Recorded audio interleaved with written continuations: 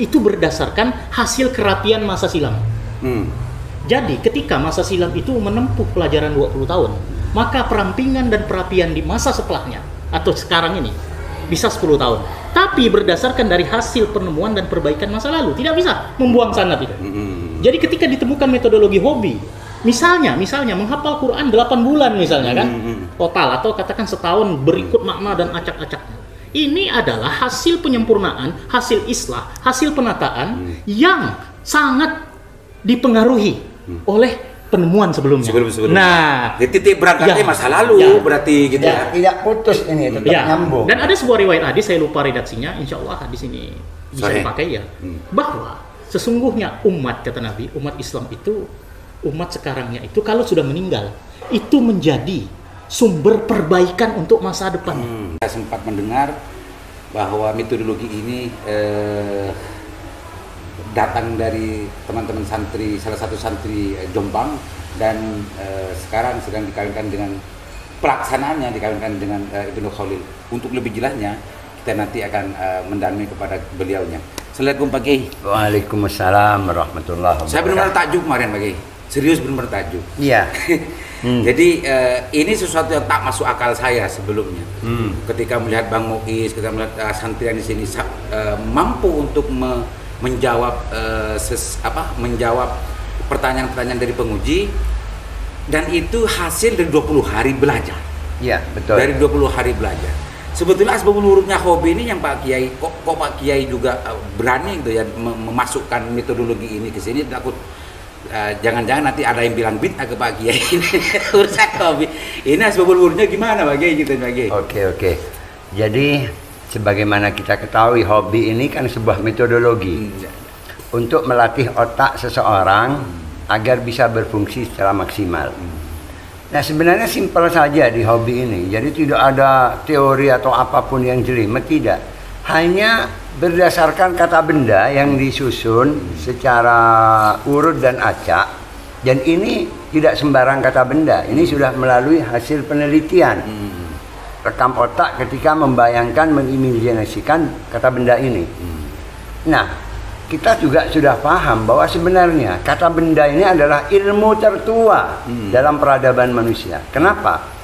Dalam ayat Allah sudah menegaskan, wa 'allama Adamal asma'a kullaha. Nabi Adam adalah manusia pertama. Dan Allah isikan kepada Nabi Adam dalam tanda petik itu al-asma'a kullaha, kata benda seluruhnya. Artinya di zaman Nabi Adam dulu, waktu di alama itu, mobil, bus, kereta, pesawat, itu Nabi Adam sudah tahu apa yang tidak ada saat itu dan yang akan datang. Al-asma itu Nabi Adam sudah tahu. Makanya alaman asma kullaha. Allah mengajarkan Nabi Adam asma, kata benda. Karena itu bagi yang memberanikan diri itu, metode hobi ini. Ini dasar. Ketika saya teliti bagaimana cara metodologi ini, hanya mengimajinasikan kata benda sebanyak 99 kata kunci, dan tiap folder juga begitu, 99 kata, berapa folder pun yang kita bentuk. Itu dilatih otak seseorang membuat folder itu. Nah, nantinya seseorang itu ketika sudah dilatih ini, kita arahkan untuk memfoto reading Al-Quran juz 30 untuk kemudian di-scan oleh otaknya dan disimpan dalam folder-folder yang sudah dibentuk tadi. Sehingga begitu diperlukan, ayat itu dipanggil dalam imajinasinya dan dia baca dalam imajinasinya. Sehingga nantinya tidak hanya Al-Quran, tapi apapun pelajaran-pelajaran itu bisa difoto reading dan disimpan dalam file dengan metodologi hobi ini. Pak Kiai, sebelum ke yang lain, ini kan yang asbabul wurud hobi kan ini tidak banyak pesantren yang memakai, tidak banyak lembaga pendidikan yang memakai macamnya. Ini ujung-ujung penghafal Al-Qur'an, tahfidz Al-Qur'an memakai metodologi ini yang justru kemarin sempat dijelaskan oleh majelis pengasuh Pondok Darul Ulum, ini kan dari sana. Nah, cerita ini bagaimana kok sampai ke sini Pak Kiai? Hobi metodologi hobi ini dilahirkan metodologi nasabnya bagaimana? Ya. Gimana bagi? Oke.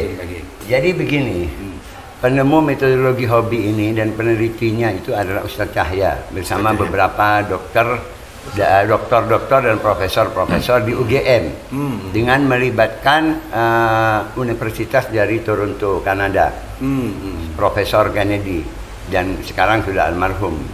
Beliau adalah salah satu ahli otak dunia dan sekarang sudah meninggal, Profesor Kennedy ini.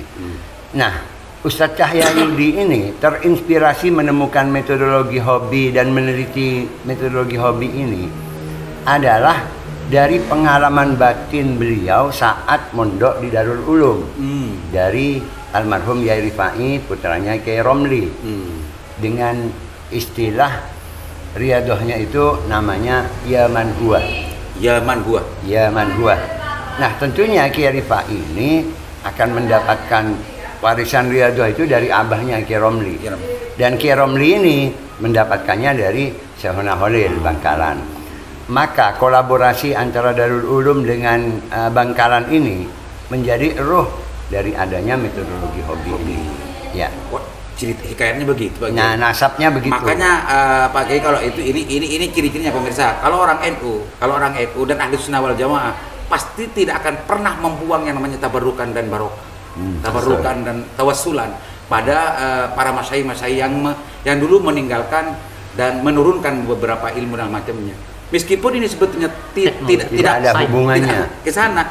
Kalau orang biasa, kalau orang yang membid'ah-bid'ahkan itu pasti tidak merasa perlu untuk mengawinkan sanad seperti yang dinyatakan Pak Kiai barusan itu. Tuh pemirsa. Pak Kiai, Ustadz, Assalamualaikum Ustadz. Waalaikumsalam. Wah, ini Ustadz kemarin saya kan sempat melihat nih Ustadz langsung disaksikan publik testimoni dari bagaimana metodologi hobi ini dipahami dan bisa betul-betul efektif menghafal, bahkan siksa kalau Ustadz kemarin. Itu gimana? Ceritakan dong Pak Ustadz, karena Pak Ustadz ini sebelum masuk metodologi ini sudah Ustadz sebetulnya dalam konteks pemahaman keagamaan. Beliaunya sangat luar biasa, selevel Buya Rozi. Adik kelas. Bahkan adik kelasnya beliau, Buya Rozi. Silakan pengalamannya. Ya, Pak Ustadz. Begini, saya mengikuti ini boleh dikatakan perwakilan representatif dari golongan yang udah berumur lah. Karena rata-rata kan 20 belasan, ada yang 30 ke atas berapa, saya 41. Jamiatul Masyayikh ya? Iya. Walaupun saya nggak tua-tua amat gitu. Apa yang saya pelajari, yang penting metodologi itu akan bisa kita terima, kita tidak mental block dulu. Belakangkan dulu ilmu-ilmu sebelumnya, bukan dihilangkan, kalahkan dulu, buang ego, ambil ini. Walaupun kita lihat nggak seberapa kok, cuman main-main kok, ngapalin kata benda ya, ngapalin dalam arti mengimajinasikan gitu. Lah, apa yang terjadi? Tak tergambar pun saya nanti akan bisa. Kenapa? Bagi saya ngapal Quran yang ngapal. Dan juz amma itu pernah hafal kan waktu sanawiyah, wajib. Pernah hafal ya? Ya.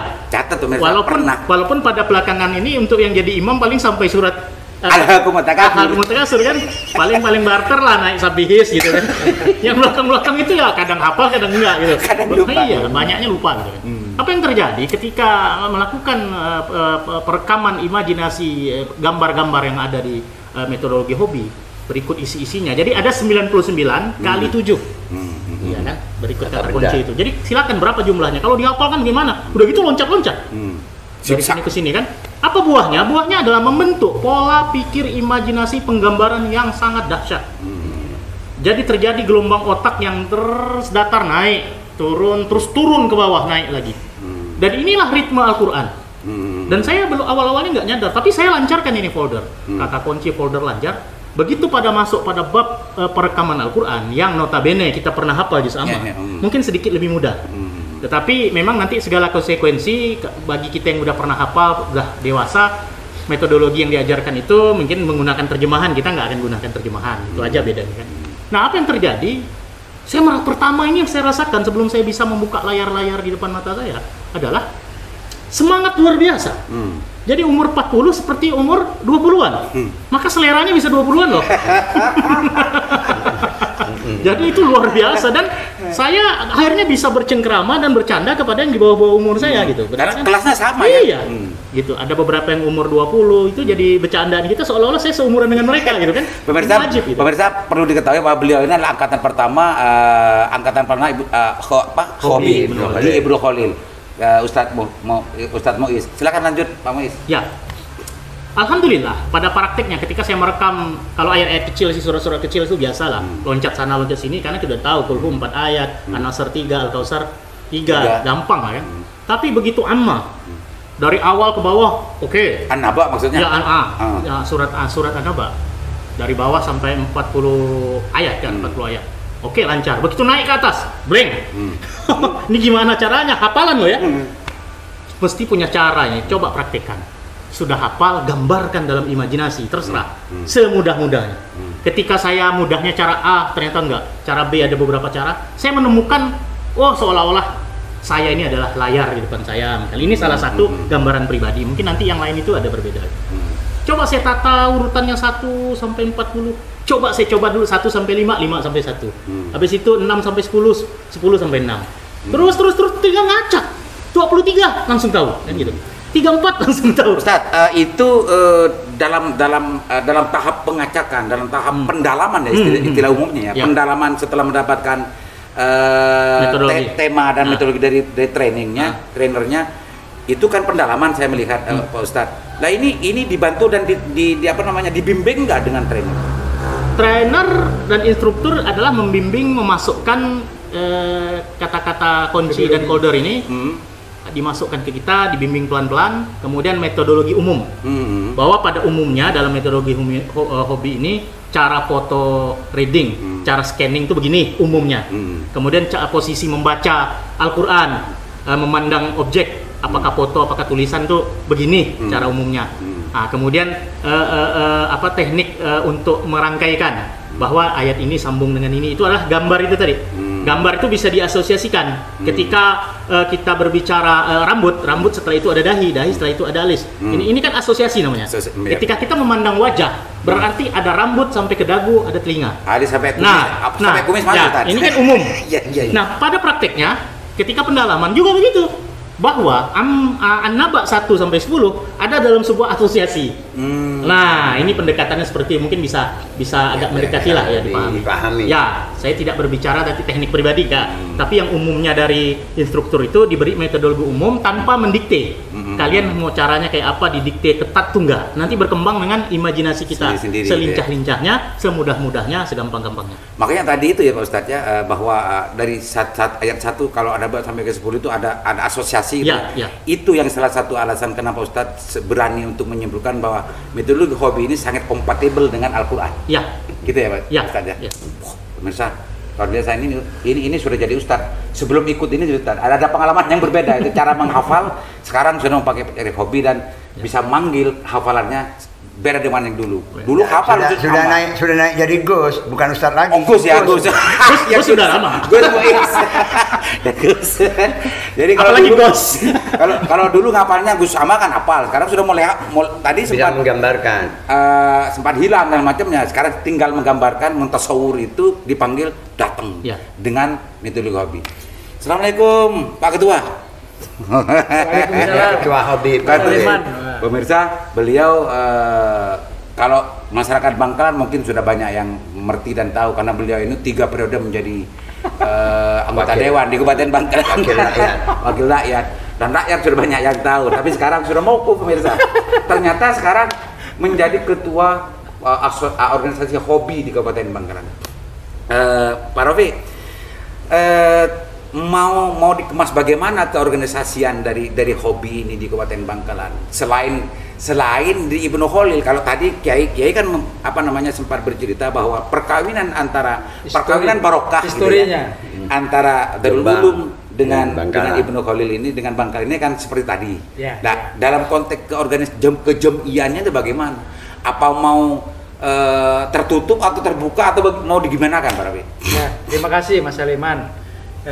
Menindaklanjuti dari apa yang disampaikan oleh Yang Mulia Kiai Imam tadi, dari Bang Muiz, dari ketakjubannya Mas Saliman melihat sebuah metodologi ini kan eman. Eman kalau hanya didemonstrasikan. Sementara sebetulnya ini hal yang luar biasa yang harus kita pelajari. Butuh cara-cara, butuh pengelolaan, butuh tahapan untuk mengurai, menyajikan kepada semuanya agar bisa mengikuti sebetulnya paparan-paparan yang disampaikan kemarin di Tasakur Hobi Ibnu Khalil angkatan 1, sehingga beliau Kiai Imam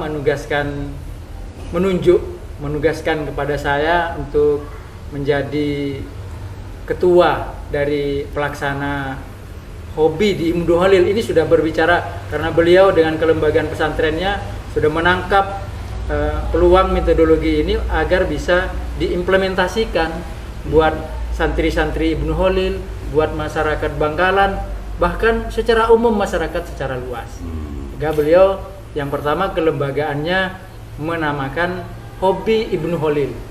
Hobi Ibnu Khalil. Oh, nama lembaga ini Hobi Ibnu Khalil. Hobi Ibnu Khalil.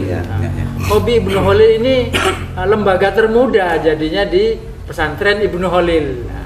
Struktur organisasi tentang masalah trainer dan juga dan yang lain-lain sudah lengkap semua di sini, Pak. Nah, karena ada lembaga, tentunya harus ada yang menggerakkan.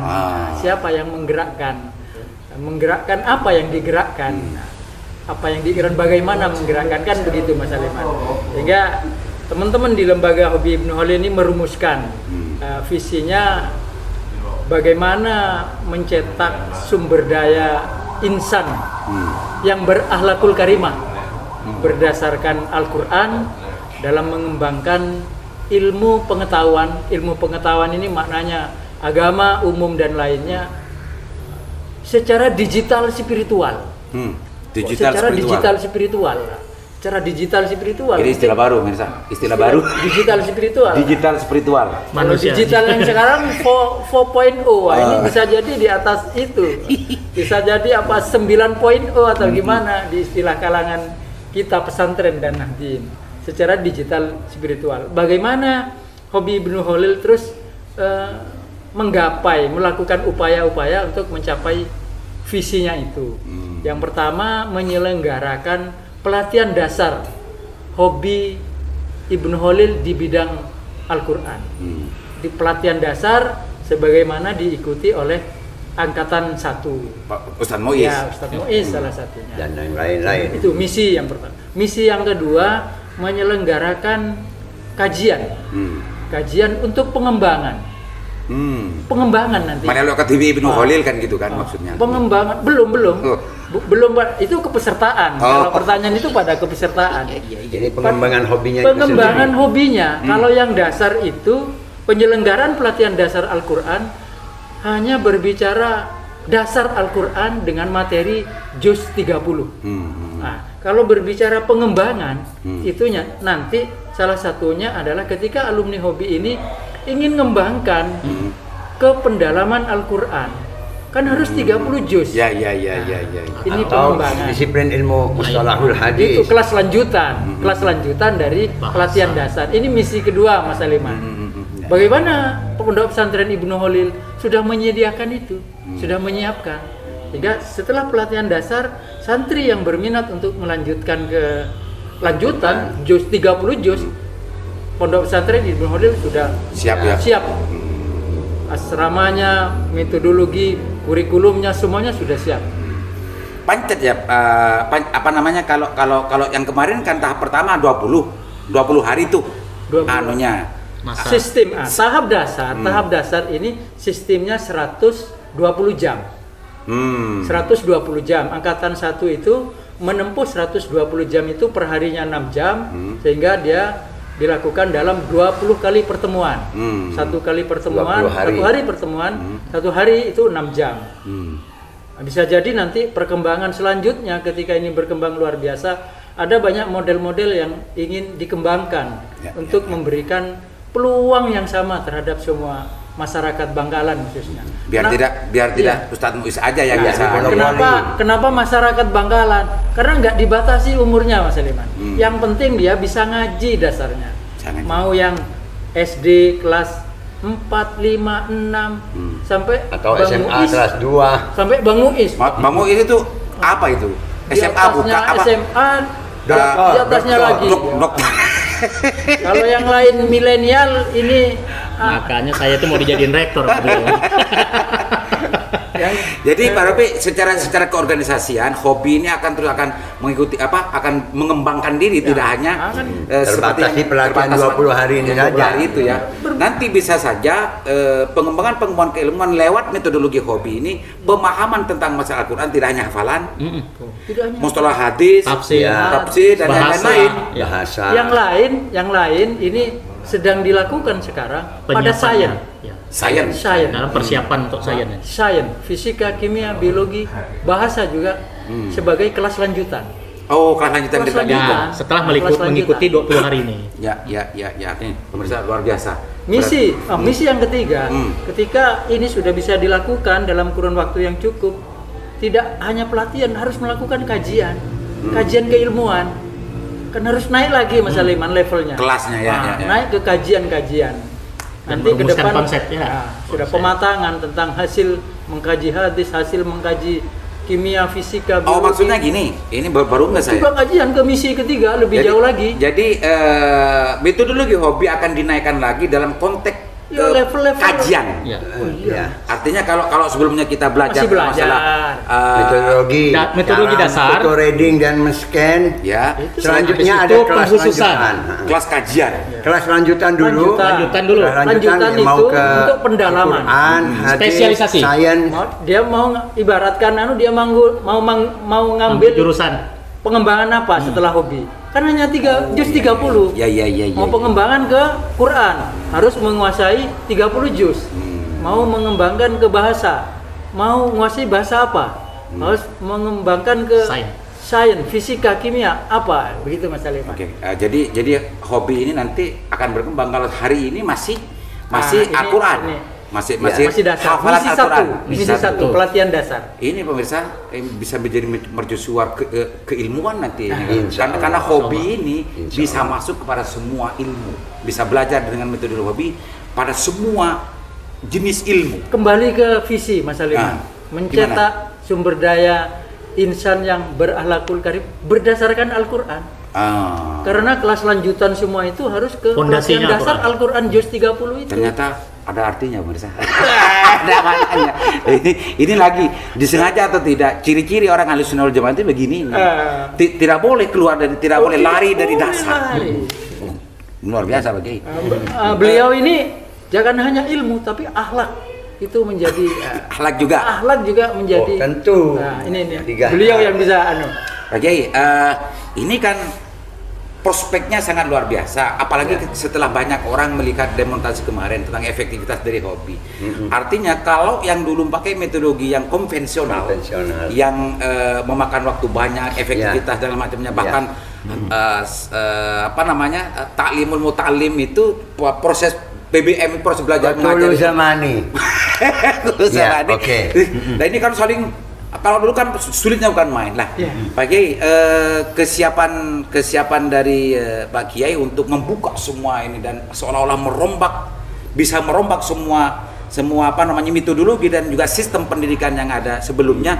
Bagaimana Pak Kiai, kesiapannya Pak Kiai untuk masalah ini? Bukan tidak mungkin nanti banyak orang yang tidak suka dengan terobosannya Pak Kiai. Kita paham.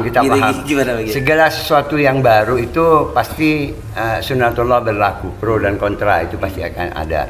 Namun kita kan tidak boleh terpaku pada itu dan diam. Ketika satu hal ini kita anggap baik dan kita uji itu juga dari segala sisi, pandangan agama, pandangan budaya, pandangan etika itu tidak bermasalah, ya kita the life must go on.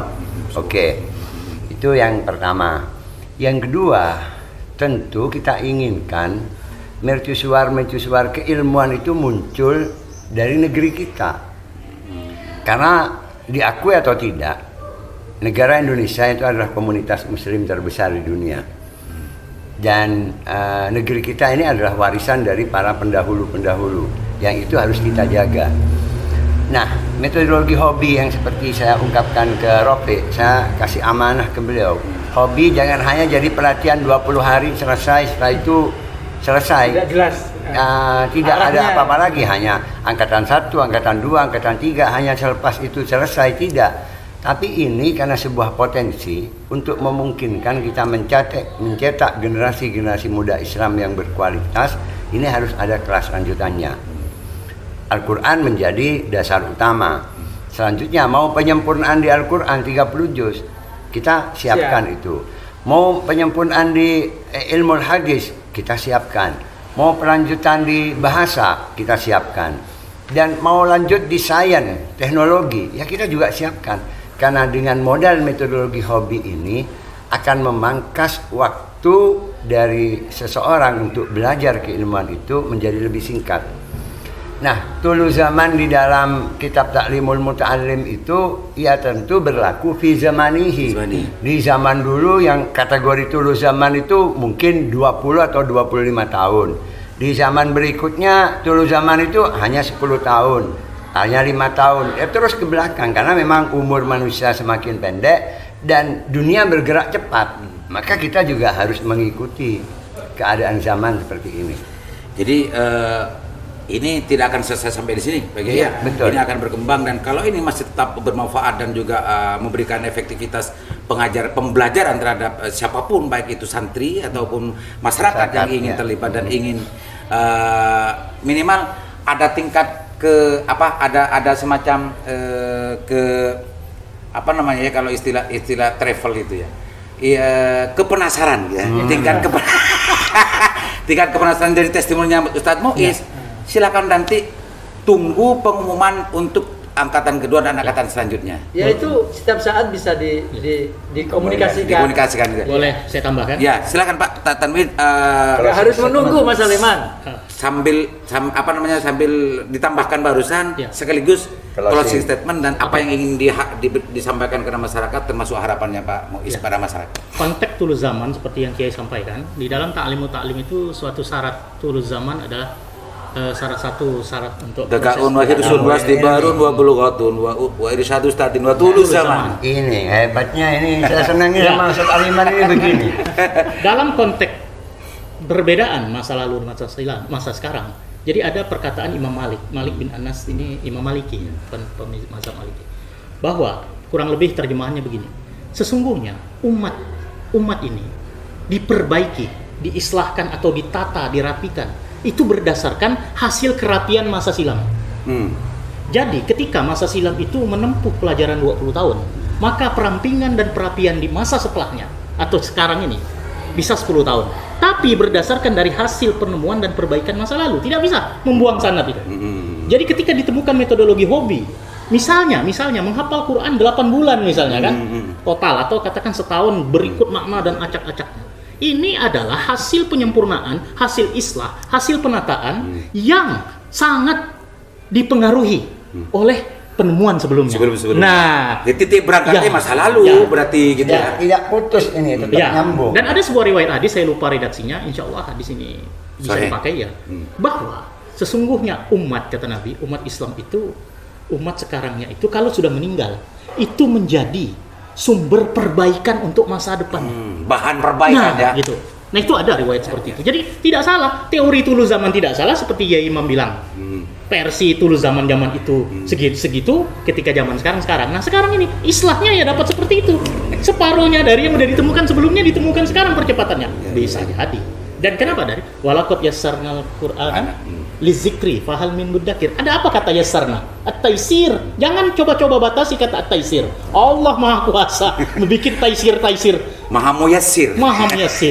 Ya muyassir kullu asir. Ya kan? Fataisiru asir alaika yassir. Subhanallah. Kemudian sebagai penutup bahwa saya juga selain peserta adalah pendamping dan sahabat dari Kiai Imam, kami mewakili semua dari Hobi Ibnu Khalil ini. Dan juga pertama kami ucapkan terima kasih dari manajemen Hobi Pusat, kemudian tidak lupa senior kita yang bekerja sama dengan Hobi atau Hobi Darul Ulum, kemudian di sini Hobi Ibnu Khalil. Mari kita terima, mari kita terapkan Mari kita kembangkan demi anak didik kita untuk menciptakan generasi madani, generasi mahdiyin fi zumratil mahdiyin. Jangan hanya menunggu Imam Mahdi, jangan hanya mengaku, apalagi ngaku-ngaku Mahdi. Ini banyak nih ngaku-ngaku Mahdi. Emang lu siapa kan gitu? Jangan hanya mengaku, apalagi mengaku, menunggu. Tapi siapkan pasukannya, siapkan kekuatannya, karena generasi Dajjal dan pasukannya sudah menanti dan sudah siap. Walafu minkum. Saya tutup ya. Oke. Pak Ketua, silakan close statement harapannya dan juga bagaimana Pak yang ingin Pak Ketua sampaikan terhadap para masyarakat Bangkalan khususnya atau masyarakat yang menjangkau channel Sandasan. Silakan Pak Ketua. Terima kasih. Mungkin closing statement saya dari ungkapan teman-teman yang berumur yang ikut. Kenapa saya baru tahu sekarang? Untuk saudara-saudara kita yang tahu sekarang, jangan sampai kelak nanti berucap seperti itu. Gitu ya. Jangan menunggu untuk berucap. Saya membuka diri dengan lembaga Hobi Ibnu Holil karena tidak mengenal umur. Okay. Tidak mengenal umur untuk Pak Ketua. Ya. Kalau pembicaraan Mas ini kan kalau hobi ini kan memudahkan sesuatu. Kalau hanya bicara itu kan tidak mudah. Nanti harus bisa dimudahkan. Harus koordinasi dengan siapa dan berhubungan dengan siapa. Kan gitu. Ya. Nanti bisa hubungi ya. Ditulis di sini. Bisa nanti insya Allah akan di video ini akan ada nomor yang bisa dihubungi. Pak Kiai, silakan Pak Kiai, closing statement-nya Pak Kiai, ikhtitamnya Pak Kiai. Oke, jadi yang pertama kami sangat bersyukur kepada Allah menemukan teman yang punya metodologi seperti ini. Ini sebuah terobosan baru dan insya Allah ini akan membawa barokah dan manfaat yang seluas-luasnya untuk umat. Jadi ya mudah-mudahan saya mengharapkan dukungan dan doa dari masyarakat agar cita-cita kami dan apa yang kami perbuat sekecil apapun itu bisa bermanfaat untuk umat. Terima kasih Mas Aliman. Makasih banyak Pak Kiai, Ustadz Muiz dan Pak Ketua Rofi. Informasi ini penting, informasi ini jangan bikin main-main bagi orang-orang yang mencari barokah dan juga harapan kehidupannya di dunia wal akhirat. Hasanah semuanya, di dunia hasanah dan wilayah hasanah. Informasi ini adalah informasi penting untuk bagaimana memastikan diri bahwa belajar dan menghafal Al-Quran dari yang lain itu adalah juga sesuatu yang penting bagi kita semua untuk menjadi sangu pagi ini akhirat. Mudah-mudahan bermanfaat. Assalamualaikum warahmatullahi wabarakatuh. Tambahan Mas Aliman, ini souvenir. Ada souvenir. Ini turunan dari ilmu hobi. Ya. Yang hasil penelitian pemilik hobi. Digaji dari ilmu hobi. Ustaz Cahya ya. Ustaz Cahya. Apa fungsinya Pak? Ini formula moralis, penghemat BBM, tetes, marolis. Formula marolis. Ini tetes. Ini pemirsa, terima kasih kepada Sandasan. Nanti akan saya dalami tentang masalah fungsi dan yang lain-lain di kesempatan yang lain. Terima kasih Pak Ketua ya. Sama-sama. Alhamdulillah. Sip.